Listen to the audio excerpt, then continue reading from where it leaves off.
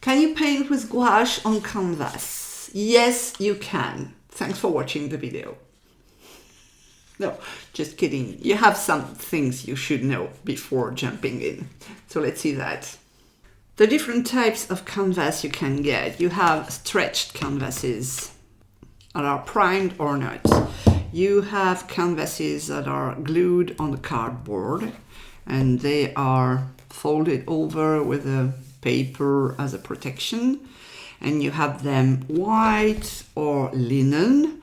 You have them square, you have them rounded. And in the same way, you have panels. And this is a heavy cardboard with a canvas that is glued on the top. It's not folded, the edges are rolled, so it's another style. And it comes primed or not, and you even have black canvases that can be handy depending on your projects. And you also have canvas paper, and you have a lot of different styles. It's usually primed. It's meant for oils, acrylic and mixed media. Well, not all kinds of mixed media. And you can get them either on loose sheets like this, which is, we'll talk about this later, or it can be glued on 4 sides, like I have here.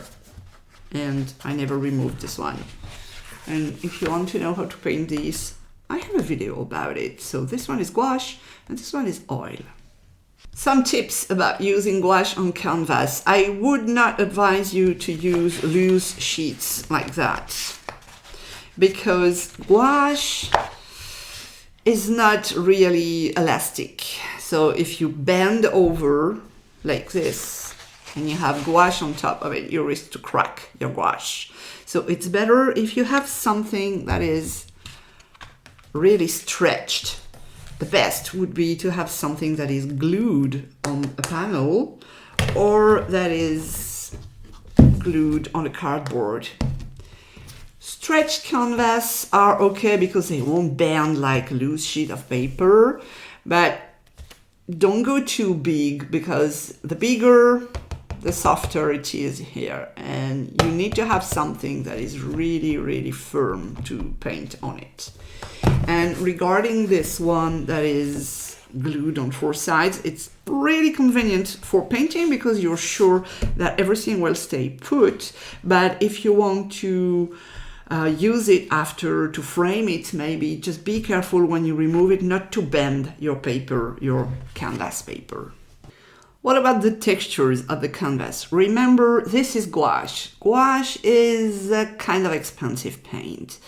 So you don't want to have a texture that is too strong, with too much bumps and holes to fill with the paint. You need to have something that is softer, and I'm trying to give you some comparison. So this one is a bit too strong for me. This one comparing is very, very soft. There is almost no texture at all.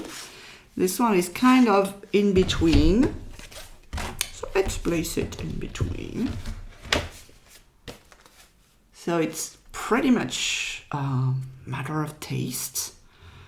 Not talking about the whites that are very different, but that's another story. So you have a very smooth texture, soft texture, a bit more rough texture. My choice would be this one, because what's the point to paint on a canvas paper that looks exactly like paper? Asking you. Just this one is in between. This one would be acceptable as well, but as I said before, it's a loose sheet, so no interest. If you're learning something, that would be nice of you to click the like button. Yes, thanks. What about priming? Do you need to prime your canvas? Well, it depends. It always depends in art.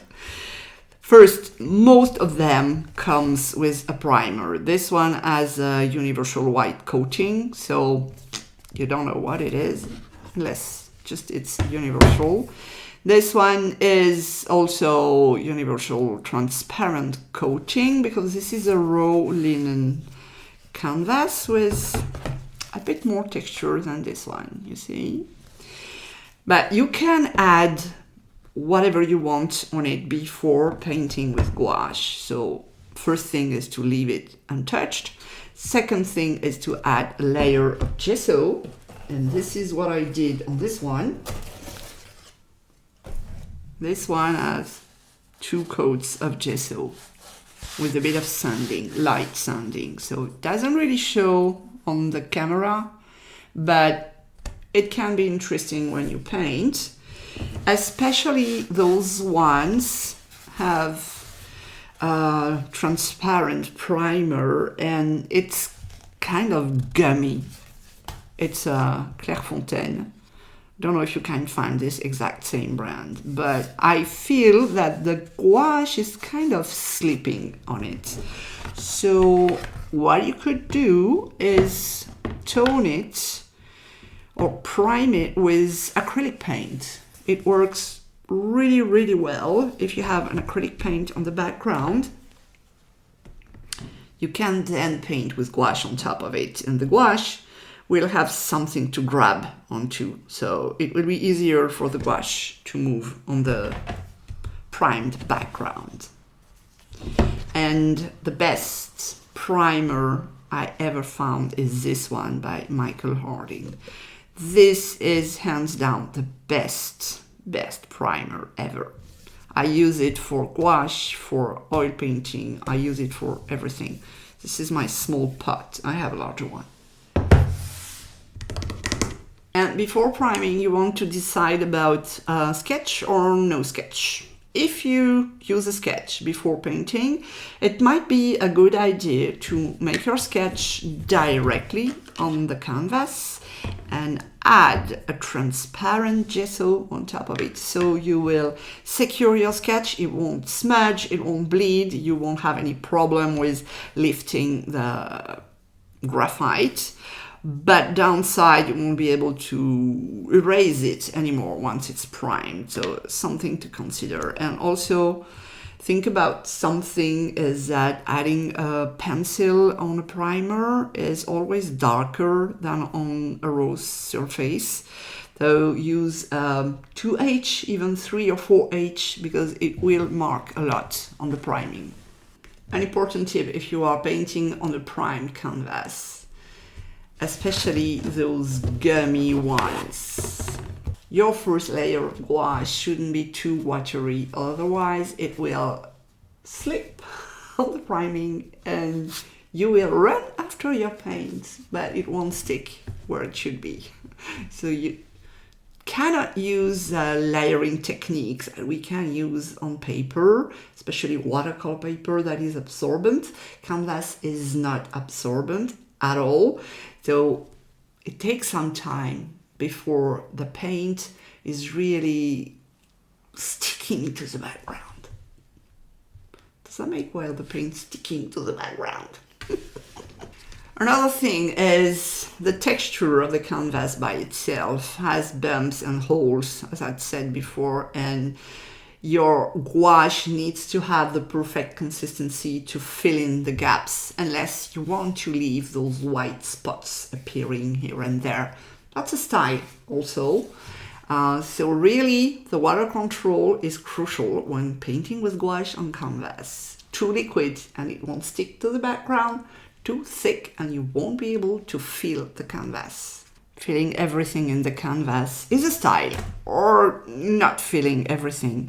You see here I have some white spots appearing, and also I placed a background layer and I have left some of it visible under the second layer.